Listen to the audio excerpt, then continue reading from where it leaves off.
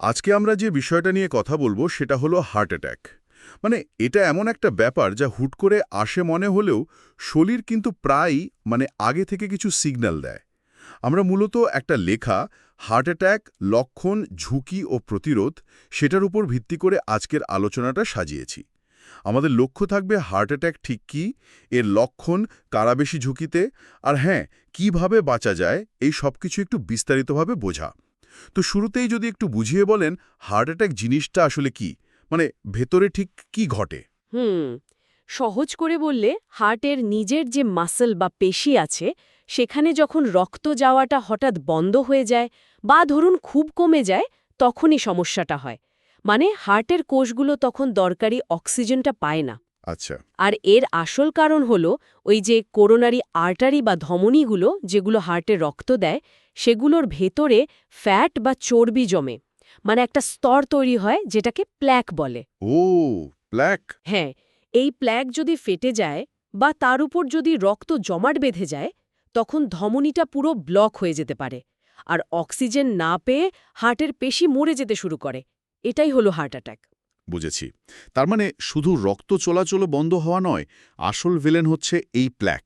আচ্ছা, লক্ষণের ব্যাপারে তো আমরা সবাই কম বেশি জানি, বুকে খুব ব্যথা হয়, কিন্তু আমাদের এই সূত্র কি শুধু ব্যথার কথাই বলছে নাকি অন্য কিছুও আছে? ঠিক এই পয়েন্টটাই কিন্তু খুব জরুরি। আমাদের সূত্র বলছে শুধু বুকে ব্যথা নয়, আরও কিছু লক্ষণ আছে যেগুলোকে একদমই অবহেলা করা চলবে না। যেমন?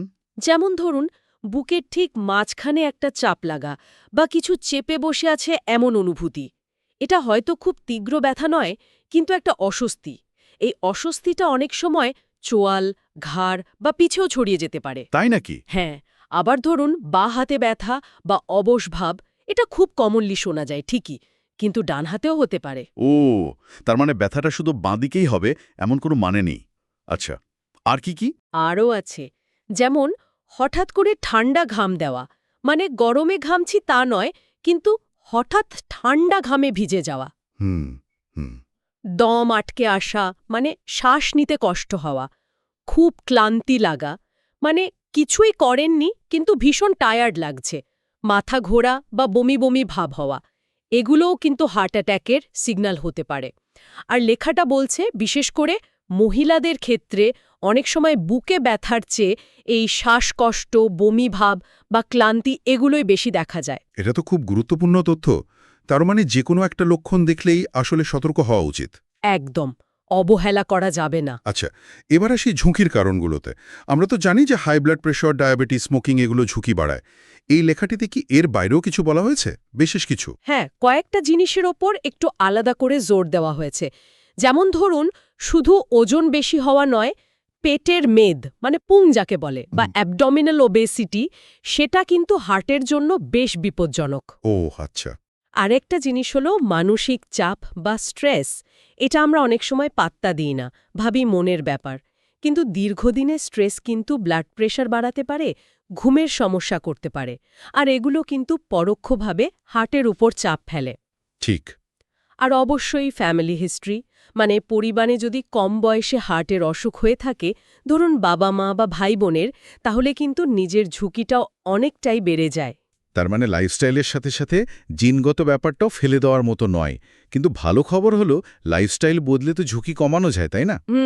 প্রতিরোধের জন্য কি কি করতে বলা হয়েছে? প্রতিরোধে প্রথমেই আসছে নিয়মিত এক্সারসাইজ বা শরীরচর্চা।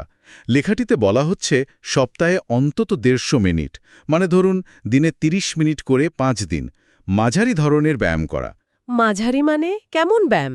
যেমন ধরুন জোরে হাঁটা, সাইকেল চালানো বা সাঁতার কাটা, এগুলো হার্টের জন্য খুব ভালো।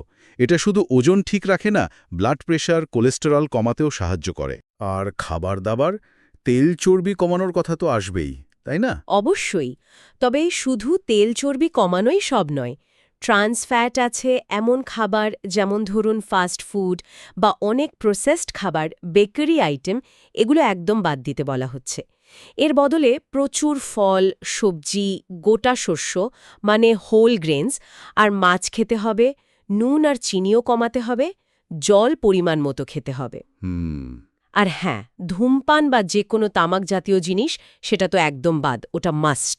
তার মানে দৈনন্দিন জীবনে বেশ কিছু পরিবর্তন আনলেই অনেকটা সুস্থ থাকা যায়। আর এর সাথে নিশ্চয়ই রেগুলার হেলথ চেকআপটাও জরুরি, মানে প্রেশার, সুগার, কোলেস্টেরল মাপা। ঠিক ধরেছেন, একদম। নিয়মিত চেকআপ করা এবং ডাক্তার যা বলছেন সে অনুযায়ী সেগুলোকে কন্ট্রোলে রাখা, এটাও প্রতিরোধের একটা খুব বড় অংশ। এই সবগুলো মিলেই একটা হেলদি লাইফস্টাইল, যা হার্টকে ভালো রাখতে সাহায্য করে। এটা তো একদিনে হবে না, অভ্যাসে আনতে হবে। সব মিলিয়ে যা বুঝলাম, হার্ট অ্যাটাক অনেকাংশেই প্রতিরোধ করা যায়, আর লক্ষণগুলো চিনতে পারলে তাড়াতাড়ি চিকিৎসা শুরু করা সম্ভব। তাই কোনো উপসর্গ দেখা দিলে দেরি না করে ডাক্তারের কাছে যাওয়াই সবচেয়ে জরুরি। একদম তাই। তবে এখানে একটা প্রশ্ন মনে আসে, তাই না? লেখাটা যেমন বলছে লাইফস্টাইল বদলালে ঝুঁকি কমে, কিন্তু এই যে ফ্যামিলি হিস্ট্রি বা জিনের প্রভাব, যেটা আমাদের হাতে নেই, সেটা কতটা শক্তিশালী? মানে খুব স্বাস্থ্যকর জীবনযাপন করেও কি জিনগত ঝুঁকি পুরোপুরি কাটানো যায়, নাকি জিন কিছুটা হলেও প্রভাব ফেলেই? এই লাইফস্টাইল আর জিনের ব্যাপারটা কিন্তু বেশ জটিল।